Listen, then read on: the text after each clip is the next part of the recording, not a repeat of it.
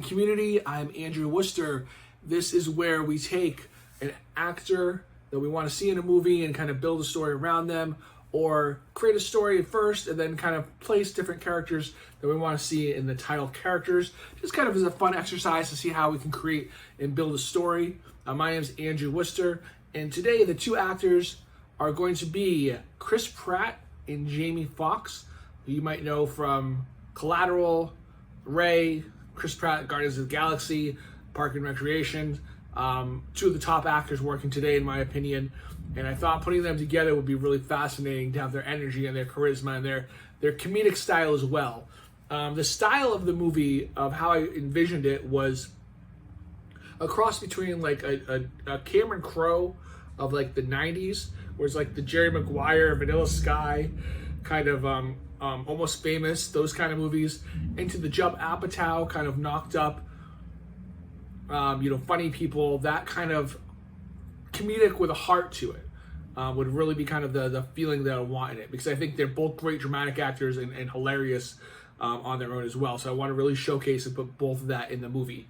The plot line that I came up with for them is two middle-aged musicians from different cultures find common ground through their desire, fame, and love of music. And the idea here is Pratt, to set up his basic characters, like he was in a ska band in high school, a punk band, and into the grunge scene, and played battle of the bands and had like little successes along the way. That's kind of how I was to have it in my head. So this is built up a delusion in them that they can't kind of let go, that they never made it. So it's like, they're opening bands in like it's 12 o'clock noon on like Lollapalooza for a couple times, or had like this point where it was some validation, but never really a turning point that had any fame. So in Chris Pratt's case, he'd be living with his girlfriend still, who supports him. Towards the beginning of the film, she breaks up with him, so he kind of loses his little bit of stability and his money to survive on. He bounces around from friends to friend's house before they all kick him out because they have families and kids, and he's not the influence, and he's just kind of a leech on them, so that doesn't last long. Finally, he ends up sleeping on the steps outside the studio that he has. The last bit of money he has is into soaking into a couple sessions there.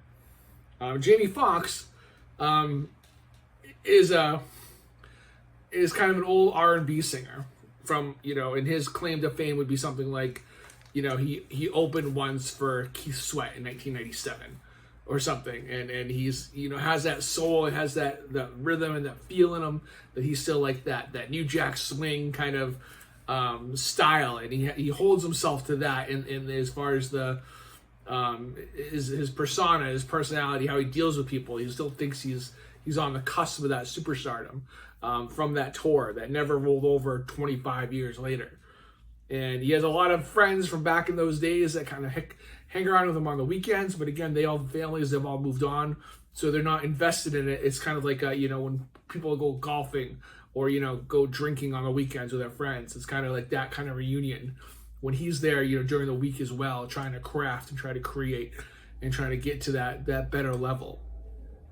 So in his case, in Foxx, when you were going to see him in the beginning, it would be like he would be in a club and he would kind of pick up this 20-something-year-old girl, and the next morning she finds out how old he is. He's going to be playing a character that's late 40s, early 50s, and she yells at him because he's like, "Why are you cheating on your family with me? I didn't want to, I didn't want to be a part of that. I didn't want to be involved in your drama." And he's like, wait, I'm not married. I don't have any kids.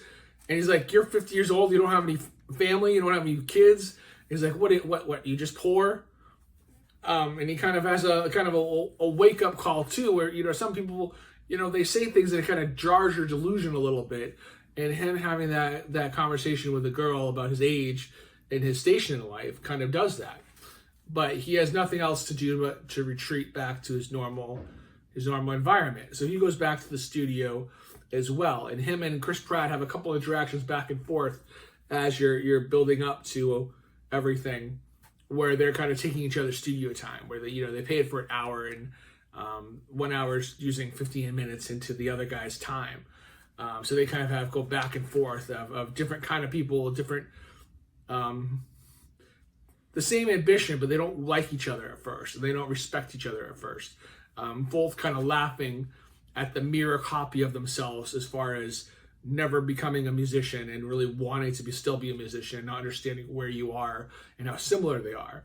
And it takes a couple back and forth between the time that they realize that they're the only ones that believe in themselves, and they're looking at someone who's in the same predicament, and maybe they should take a shot at believing in each other.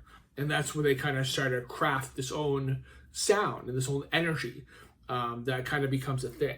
And that's kind of the development of the story of the two people coming from different worlds with the same ambition and the same love for music, and how that powerful that can be, and how you can take that and build from that and really create something unique and original when they were trying to find it in the same spots as 20 years ago in their youth, and they're trying to just replicate what they always did. And this gives them a chance to shake that up and really come to find something unique and interesting that allows them to pursue and attain at least part of that dream. I mean, in a comedy, never everything works out right, so you would always have points where they almost get to a point and then it kind of fades back down.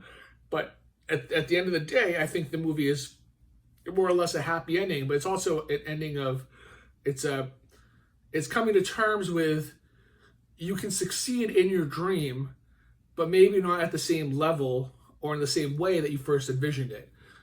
For these people with the love of music, if they can support themselves, if they can perform in front of people, if they can express themselves, then that's success. It's not necessarily selling 10 million copies of a record or having 100 million downloads in a week. It's about having that opportunity to really play in front of audiences and express yourself through music and connecting with people. And I think that's, at the end of the day, is what they find. And also kind of connecting their different cultures and their different abilities to adapt and change, and realize that sometimes you have to get out of your own way to find the success that you've always been looking for.